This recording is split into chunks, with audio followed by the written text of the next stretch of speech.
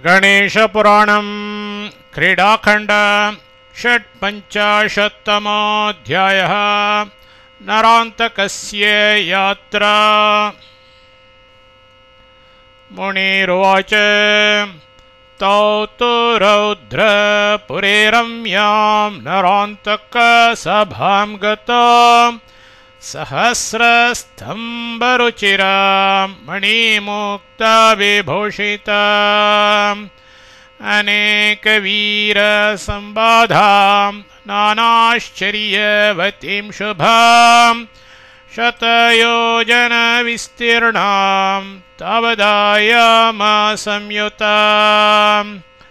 नानामणिमये रम्ये आसने स नरान्तकः उपविष्टस्तत्समये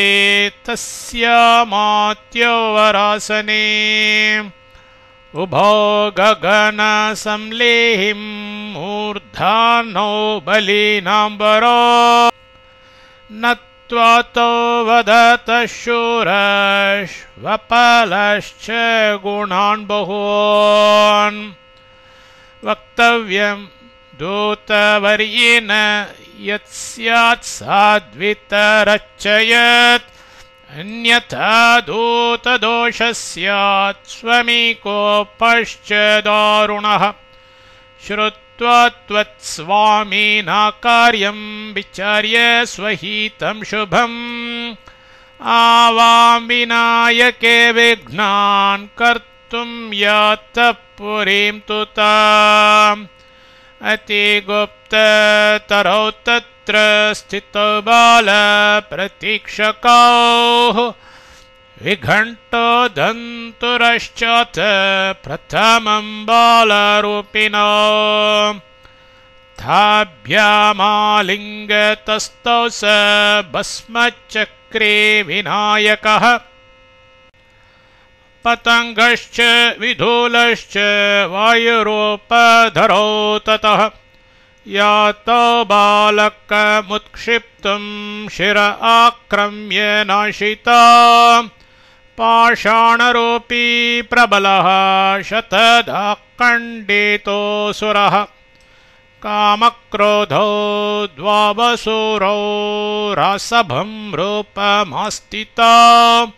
हन्तुं बालं तु मार्गेतो चूर्णितो धरणीतले ततः कुण्डीयास्तु वरः कौञ्जरं रूपमास्थितः मार्गमावृत्य सन्तस्थो तत्कुम्भस्य विदारणात् निहत क्षणमात्रेण कुमारेण बलेन सह धर्मदत्त गृहं पश्चात् जृम्बिनी हन्तुमागता नारिकेलेन शिरसि हता मृत्युमावापसा ज्वालासुरो व्याघ्रतुण्डस्तृतीयस्तु विदारणः आगता नाशितुं बालं माद्यो जज्ज्वालतां पुरीम् अन्त्यसाहाय्यमकरोत् वायुरूपतयास्यः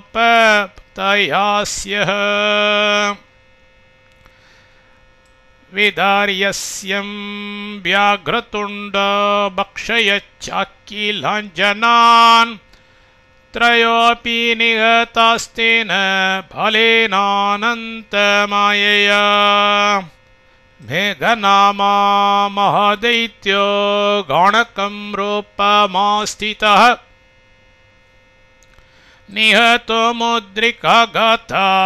तदद्भुतमिवाभवत् कोपश्च गन्धरश्चोभौ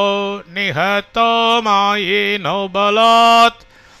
अम्भासुरोऽन्धकस्तुङ्गो नाशितुं बालमागताः एकेन कारयितुं तमो धराभिर्ववृषे परः अपरस्तुङ्गशिखरो न्यपतद्बालकोपरि महाविहङ्गरूपेण दूरे क्षिप्तास्त्रयोऽपि च तेषां प्रतिकृतिं कर्तुं भ्रमराणाम राक्षसी आगता भक्षितुं बालं दुष्टाशयवती शुभा तदूरस्थलमाक्रम्य प्राणां जग्राह विघ्नराट् तत आवां तडिद्रुपमास्थाय बालकं गता विहन्तो तेन विधृतो करयोर्बलशालिना कृपावता विमुक्तौ च पृष्ट्वा सर्वं चिकीर्षितम् कथयित्वोदन्तमखिलम् आगतौ स्वामिनं प्रति एकदा नगरे तत्र सर्वैरेकसमाहृतः भोजनाय च शुक्लेन दरिद्रेण विनायकः विशीर्णमोदनं भुक्त्वा सह तैलेन प्राग्विभुः पश्चाद्गतोऽनन्तकायो भोक्तुं सर्वगृहेषु सह सर्वत्र काशीराजेन सहितो बुभुजे हि सः काशीराजेन मूढेन न ज्ञातं तद्विचेष्टितम् स्वामिन्नेतादृशी शक्तिः क्वापि दृष्टा न च श्रुता इदानीं यद्धितं ते स्यात् तद्धि सम्यक् विधीयताम् जानीवहेन जेतास्य त्रैलोक्ये विद्यते पुमान् मुनिरुवाच इत्थं श्रुत्वा तयोर्वाक्यं प्रज्ज्वालसुरान्तकः वमति स्म मुखाग्निं विश्वमत्तुं प्रसरितात् कपिरुड्डानशिलोपे न सिंहं बाधते क्वचित् बद्ध्वा तु भ्रुकुटिमुग्रामुवाच स नरान्तकः ग्रासशीलश्चाजगरो न मयीं ग्रसते क्वचित् आश्चर्यं मम चित्ते तु भवद्वाक्यादुपागतम् खद्योतो राजते तावत् यावच्चन्द्रो न दृश्यते चन्द्रोऽपि राजते तावत् यावत् सूर्यो न दृश्यते न दृश्यते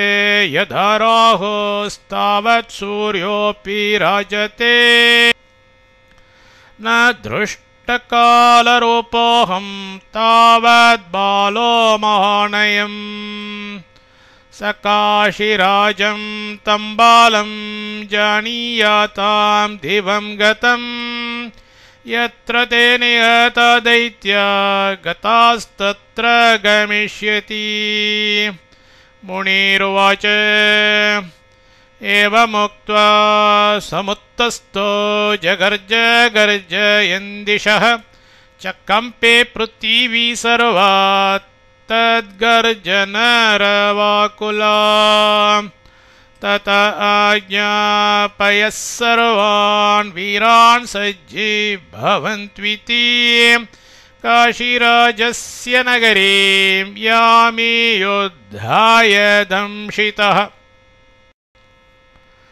तस्मिन् वदति सिनेथं सन्नद्धा समुपगता सर्वशान्तिकरा घोरा चतुरङ्गध्वजान्विता सैन्येन रजसा सर्वं व्याप्तमासीत् दिगन्तरम् आच्छादिते दिनकरे न प्राज्ञायत किञ्चन पदातयोऽप्यसङ्ख्येयाः सिन्दूरारुणमस्तकाः उड्डीयोड्डीय धावन्तमित्युत्तमागताः युद्धं प्रचक्रिरे मुक्तकेशा खड्गहस्ता भ्रुशुण्डी चर्मपाणयः पाषाणध्रुम कट्वाङ्ग शक्तिपाशकरापरे ततो यया गजानीकं घण्टानादविभूषितं सिन्दूरारुण सद्गण्डं दन्ताभरणराजितं नानाधातु विचित्रोणो पर्वतानां रजो व्रजन् चीत्कारेण नददन्तैर्भिन्दन्निव गिरिव्रजम् आधोरणाद् यदा न स्युस्तदा सर्वे हतं भवेत् दानोदकेन तु रजः प्रशान्तमभवत्तदा अश्वारोहास्तयोजग्मुर्मुकुटाटोपमस्तकाः शस्त्रिका चर्म निस्त्रिंश धनुर्बाणविभूषिता बृंहितैर्हेषितैर्व्योम कुर्वन्त सगुणं भृशम् कङ्कालैश्च तनुत्राणैस्त्रिशूलैश्च विराजिताः गदामुद्गरपट्टीश महापरशुपाणयः चक्रतोमरभस्लासी पाशसृणिकरापरे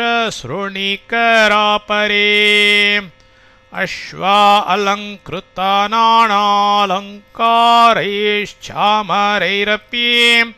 मनोजवा वायुवेगा व्योमैवाक्रान्तुमिच्छवः तत सुवर्णरजत मुक्तामणिविभूषितं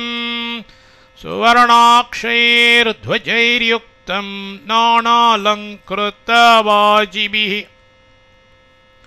नानायुद्धसमूहैश्च धनुर्बाणशतैर्युतं कार्तस्वरमहाचक्रं किङ्किणीजालमण्डितम् महारथी महामात्यो रथमास्ताय निर्यया कृष्णदेहो महाकायो वीरकङ्कणशोभितः लसत्कुण्डलसुश्रोत्रो महामुकुटमण्डितः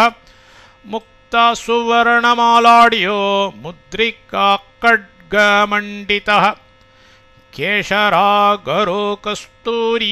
कर्पूराङ्गविलेपनः शुचिरस्त्राणि सस्मार न प्रयुक्तानि कुत्रचित् वीरावेशेन स बभो रोगीशोफां गतो यत नानावादित्रनिर्घोषैर्नादयन् विदिशो दिशः वीराविनायकं चेतुं दृष्टा गर्जन्त्यनेकशः बृंहितैर्हेषितैक्ष्वेडैर्रथनेमिस्वनैरपि निनादं तं समाकर्ण्य त्रस्ता देवा धैर्यं ययुः एवं नरान्तककाशी राजस्य नगरीं ययो एवं नरान्तककाशी राजस्य नगरीं ययो इति श्रीगणेशपुराणे क्रीडाखण्डे नरान्तकनिर्गमनं नाम 55तमोऽध्यायः।